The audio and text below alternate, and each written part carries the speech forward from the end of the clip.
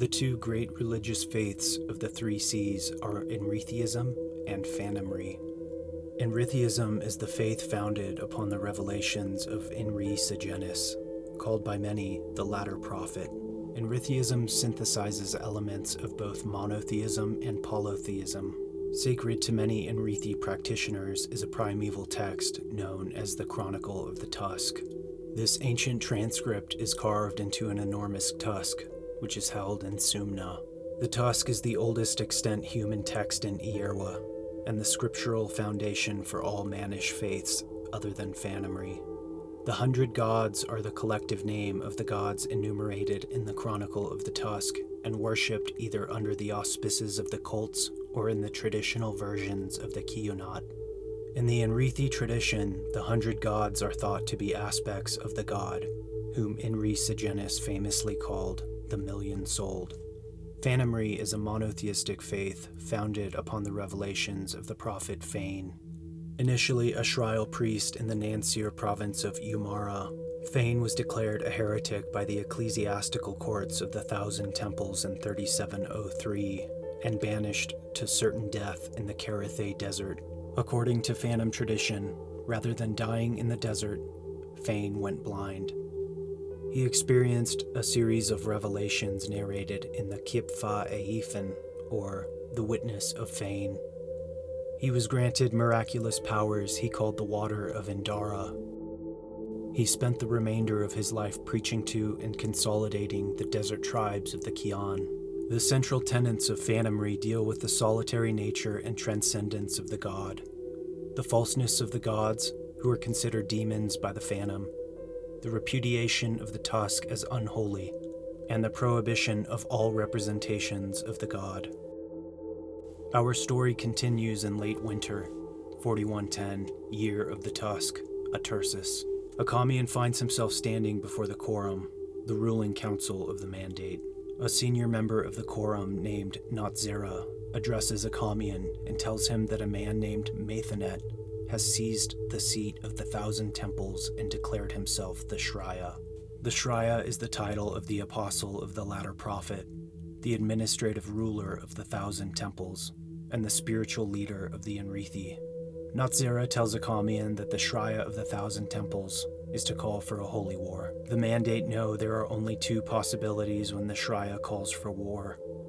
Either the holy war is called against the Phanam or against the sorceress schools themselves. From 3796 to 3818, a series of holy wars were waged against the sorceress schools. This tumultuous period was known as the Scholastic Wars.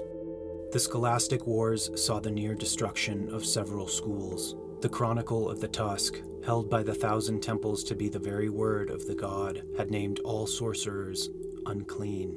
Cut from them their tongues, the holy words said, for their blasphemy is an abomination like no other. As Natzera and Akamian discuss the possibility of a holy war being launched against the schools, a man named Simus approaches from the assembly of Mandate schoolmen. Simus is the former teacher of Akamian.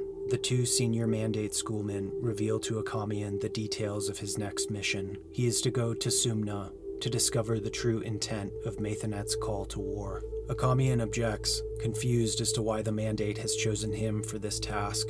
He claims that most of his contacts in Sumna have been lost. But this isn't true, Natzera replied. In fact, Simus has informed us of that student of yours who defected. Years previously, Akamian had a student whom he loved very much, a young man by the name of Inriyu. Throughout the years of instruction, Akamian realized that Inriyu was a sweet soul. He knew the revelations of the Mandate and the savage nightmares of Siswatha would simply be too much for Inriyu. The Mandate would have broken him. Akamian helped Inriyu escape, then lied to the Quorum, claiming that the boy had died in a tragic drowning accident. The Mandate does not tolerate defections. The Gnosis is considered far too precious to be trusted with malcontents. None who undergo Mandate training are allowed to simply leave without taking their vows. Inriyu should have been killed to protect the Mandate secrets taught to him. Natzera claims that the Mandate spies have discovered Inriyu, alive and well. He abandoned his Mandate robes for the robes of an Inrithi cleric Inriyu is now a Shrial priest, serving the very man that might soon wage war against Akamian and his brethren. While a holy war against the schools would be a great cause for concern, the quorum suggests something far more dangerous. What if perhaps this new Shriya is an agent of the consult? Ask yourself, Akamian, he said finally. If our adversary, the consult, were to seize power in the three seas, what vehicle would be more effective than the 1,000 temples? Where better to hide from us and yet wield incredible power? And what better way to destroy the mandate, the last memory of the apocalypse, than by declaring a war against the few? Imagine men waging war against the no-god without us to guide and protect them. Nansur threatens Akamian, saying that if he does not go, then they will send someone else.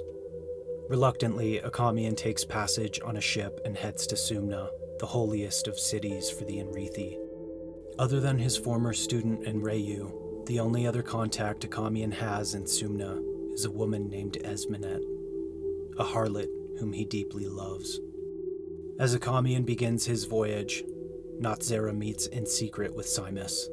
It is revealed that the two men already know what the outcome of the Holy War will be. The quorum chose to lie to Akamian, feeling as if he had become weak over the years. The schoolmen resent Akamian for aiding and helping a member of the Mandate to flee. They also reveal that someone, or something, has been killing their secret agents in the field. There is a traitor within the School of Mandate. Akamian's ship docks in Sumna. He goes to see his longtime lover Esmenet. Esmenet is a harlot in the slums of Sumna, living a tragic life. She lives on the scraps of men who seek her custom. She's known Akamian for years, and over time she's developed a strong connection with him. Esmenet had a daughter whom she claims was killed by a fever 6 years previously. As the pair embrace and catch up, Akamian begins to feel unwell. 6 years ago, he experienced severe fevers that almost killed him. Akamian confides to Esmenet and reveals the purpose of his mission. The next morning, he goes and tries to track down Inriyu. He finds him in a tavern. Inriyu is nervous once he sees his former teacher. The sorcerer's coming signals that the Mandate know of his true fate. Akamian asks him what he knows about Maithanet, this mysterious new Shriya. Inriyu reveals that the new Shriya seems to be entirely different than those who came before him. Akamian remains skeptical. As the pair discuss the possibility of a holy war being waged against the schools, a Shrial knight overhears their conversation and approaches. The Shrial Knights, also known as Knights of the Tusk, are a monastic military order charged with prosecuting the will of the Shriya. The Shrial Knight is a man named Lord Sarcellus. He approaches Inriyu, asking if everything is all right. Akamian pretends to be a fool, claiming to be the boy's uncle, here on behalf of Inriyu's mother, who seeks compensation from her foolish son. The Shrial Knight backhands Akamian, throwing him from his chair. He leans in and says, "How I've longed to do that, pig." The knight then vanishes into the crowd. Akamian is furious, but he knows he must stay calm. Many hold Kore in the city, and to reveal his sorcerous might would surely usher in his doom. The Inrithi people loathe sorcery.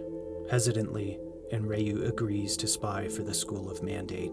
Akamian leaves and finds himself in a large crowd. The Shriya is now ready to reveal the goal of the Holy War. The fevers strike Akamian again, and he finds himself being lifted on the surface of the crowd. The pious worshippers in their thousands lift him to the very front. The delirious wonder of the Shriya's voice rings in his ears. These people, these Kian, are an obscene race, followers of a false prophet. A false prophet, my children. The Tusk tells us that there is no greater abomination than the false prophet. No man is so vile, so wicked, as he who makes a mockery of the god's voice. And yet we sign treaties with the Phantom. We buy silk and turquoise that have passed through their unclean hands. We trade gold for horses and slaves bred in their venal stables.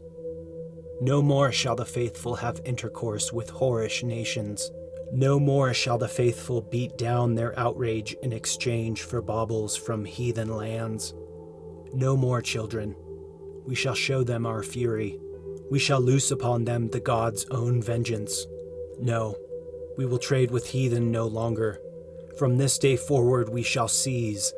Never again shall the Inrithi accommodate such obscenities. We shall curse that which is accursed. We shall war. The Holy War is no longer a secret. The Inrithi have made a call to arms. They seek to take back the hallowed ground of Shime. In the crowd, Akamian locks eyes with one of his other students from a time long ago, a student he also loved very much, Prince Nirsai Proyas of Conria. Proyas is initially furious with Akamian, for he is a pious follower of the Thousand Temples, yet he still bears love for his former teacher. Knowing Akamian is one of the few, Proyas fears for his safety. If the crowd knew a sorcerer was in their midst at such a time as this, they would kill him. Suddenly, the Shraya himself pushes Proyas to the side and approaches Akamian. He kneels. He spoke softly, as though to an intimate. "Your kind are not welcome here, friend. Flee." And Akamian fled. Would a crow wage war upon a lion? And throughout the pinched madness of his struggle through the hosts of Inrithi, he was transfixed by a single thought. He can see the few. Only the few could see the few. Proyas goes to the Thousand Temples and prays before the tusk. He reflects on his former teacher. Maithanet approaches him and says, "Tell me, Nirsai Proyas, who was that man, that sorcerer, who dared pollute my presence?" Akamian flees back to Esmenet's house. She loves Akamian, but knows that his heart belongs to the School of Mandate. Suddenly, they hear a knock on the door. Akamian thinks it is a customer for Esmenet, and he prepares to leave. They are both surprised when they answer the door and find Inriyu. He comes in and reveals to Akamian that the Scarlet Spires have agreed to go to war against the Phantom. Inriyu questions the motive of Maithanet. Why would he invite a sorceress school to pollute the righteousness of the Holy War? Suddenly, everything makes sense to Akamian. He knows that by allying himself with the Scarlet Spires, Maithanet need not depend on the Emperor's school, the Imperial Saik. Already, rumors swirl about the Emperor trying to make the Holy War an instrument of reconquest. Akamian recalls what Geshruni told him when last they met, of the secret war being waged between the Scarlet Spires and the Shisharam. The Scarlet Spires seek to avenge the death of their Grandmaster. Akamian is still skeptical of this new Shraya, and he still harbors doubts on whether or not he could be an agent of the consult. He instructs Inriyu to remain close, and to try and gather more information. Momem is home to the Ikirai dynasty. The empire is a Ketai nation of the western Three Seas. At its height of power, the Nansur Empire extended from Goliath to Nilnamish, but it has been much reduced by centuries of warfare against the Phantom of Kian. Ikirai Zirius III is the current Emperor of Nansur. Ikirai Confis is the Exalt General of Nansur and nephew to the Emperor. Ikirai Istraya is the Empress of Nansur and mother of the Emperor. In Momem, the administrative and commercial capital of the Nansurium, Emperor Ikirai Zirius III talks with his prime counselor, a man named Skios. Skios informs the Emperor that the first lords of the Holy War have arrived to his capital. Momem is the doorstep to the heathen lands of Kian. The Emperor is acutely aware of this. He intends to force the Inrithi lords to sign a royal indenture. The first of these lords to arrive is a man named Lord Nirsai Kalmemunis. He is cousin to Lord Nirsai Proyas. The Inrithi lord expects open arms upon his arrival. Instead, the Emperor surprises him with his royal indenture. The indenture before you, Lord, merely binds you, as all men must be bound, to the truth. And the truth, the undeniable truth, is that all the governance of Kian are in fact provinces of the Nansur Empire. By marking this indenture, you swear to undo an ancient wrong. You swear to return all lands liberated by the Holy War to their rightful possessor. Calmemunus is outraged by this development, for this means that all lands he would conquer would go directly to the emperor. However, there is a much more pressing matter. If he does not sign the indenture, then his men, all 15,000 of them, will starve before they can even step foot on heathen sands. Before Calmemunus can sign the indenture, Chrygates Zenimus, the Lord Marshal of Atrempus and close friend to the house of Nirsai, steps forward. Zenimus urges his lord to consider what it is the emperor is asking. "Sign nothing, lord. The Shrya, I wager, has heard nothing of this either." Words of mutual outrage are exchanged before Calmemunus and his men storm out of the imperial audience hall. Zirius is later confronted by his mother, Ikirai Istria, the Empress of Nansur. She scolds her son, asking why he has chosen to isolate their house by giving such demands to the men of the Tusk. Zirius knows his house is close to ruin. The Sylvendi tribes, known as the People of War, have united. They scour the north, waging war upon his subjects. To the south, the heathens slowly take control of his precious lands. The emperor is no fool. He knows that this is how empires have fallen in the past. It is then revealed that the indenture is merely a pretext, something to protect the emperor from punishment from the Shrya of the Thousand Temples. The emperor's plan is not to have the men of the Tusk relinquish their conquests, but rather to wage war against them after the Holy War is completed.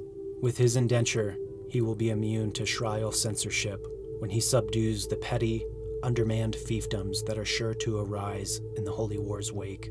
The Sylvendi hordes must be eradicated in order to free up manpower to overtake the lands conquered by the men of the Tusk. He plans to sneak in the back door, to seize any lands the men of the Tusk conquer. To do this, he needs soldiers. Currently, the bulk of his armies patrol the lands north, ever struggling to protect the northern provinces from the vicious hordes of the Sylvendi. Zirius has gambled. He has sent his nephew, Ikirai Confis, to defeat the Sylvendi, a task considered by most to be suicidal. Yet, Confis is no mere general. He has studied the People of War and long prepared for this encounter. He is a brilliant tactician, but if he should fail, then the empire is surely doomed. The Empress is obsessed with her grandchild Confis, who she cherishes more than her own son. She is outraged by this betrayal, convinced that Zirius has sent her beloved grandchild to his death. The Emperor has her escorted to her chambers. Skios hesitantly tells the Emperor that a messenger has arrived. The Phantom have sent an emissary, but not just any emissary, a Sisharam. With a handful of guards and the Grand Master of the Imperial Saik, the Emperor meets with the mysterious Sisharam emissary. He tightly clutches his kore, taking refuge in its protection, yet he is still terrified. Sisharam. For the Nansir, the only name more hateful was the Sylvendi. Nansir children, even the children of emperors, were weaned on tales of the heathen sorcerer priests, of their venereal rights and their unfathomable powers. To simply speak the name was to strike terror in the Nansir breast. The emissary lowers his robes, revealing strange scars on his arms. He announces himself as Malahet. The Emperor's loyal guards are immediately alarmed, for this is no mere emissary. The Imperial Saik Grandmaster, a man powerful enough in his own right, says, "Even the Sisharam are fearful of his power." The advisor whispers in the Emperor's ear, "What the Grandmaster says is true, God of Men. You must leave at once. Let me negotiate in your stead." The Emperor remains steady, comforted by his kore.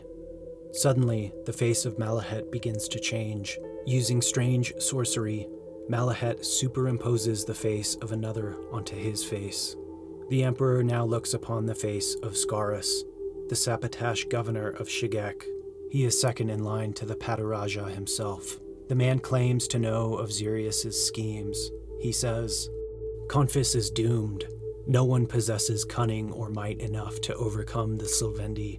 Not even your nephew. Your army and your heir are dead, Emperor. Carrion.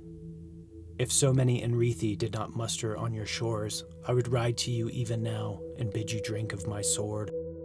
Little does Xerius know, the Shrya has sealed a pact with the Scarlet Spires. He was counting on the Shrya to call upon him to use the Imperial Saik to aid in the Holy War. Now the Shrya has no need of him or his school. All hope now lies with Confis, far to the north. Inriyu leaves Akamian and Esmenet to go gather his thoughts. He makes his way to a temple to pray for guidance. Inriyu knows that if Akamian hadn't intervened and helped him escape, he would have been killed by the Mandate. How does one pay back such a debt? As he prays, Inriyu hears a flutter of wings. He makes his way to a statue of Ankis, the goddess of hope and aspiration. He hears the soft flutter of wings again. Then he saw it, and horror throttled him. It stood a short distance away, perched on the railing, watching him with shiny blue eyes. It had the body of a crow, but its head was small, bald, and human, about the size of a child's fist. Stretching thin lips over tiny, perfect teeth, it smiled. Panic seizes Inriyu, for he knows what it is perched before him. A synthes, a living shell, specifically designed to house the souls of senior consult figures. A soldier sneaks behind him, then another appears before him. He recognizes Lord Sarcellus, the Shriel Knight who assaulted Akamian days earlier. While Inriyu never completed his vows for the Mandate, while he never performed the grasping of Seswatha's heart, he is still one of the few. One of the soldiers edges closer. Prayer seized his tongue. Blasphemy tumbled from his lips. Turning with sorcerous speed, he punched 2 fingers through Murjonish's chainmail, cracking his breastbone, then seized his heart. He yanked his hand free, drawing a cord of glittering blood into the air. More impossible words. The blood burst into incandescent flame, followed his sweeping hand towards the synthes. Shrieking, the creature dove from the railing into emptiness. Blinding beads of blood cracked bare stone. Lord Sarcellus, wielding a kore, subdues Inriyu. Inriyu knows with dreaded certainty that the consult synthes will torture him in unimaginable ways. He thought of Akamian, hapless, oblivious to the peril. Oh, Akka, it's worse than you dared imagine. Inriyu twists free of Sarcellus and runs towards the railing. With a final prayer, he throws himself from the heights. Any price, old teacher. Again, he was floating, but it was so different. Air whipping across his face, bathing his body. With a single outstretched hand, Pero Inriyu followed a pillar to the earth.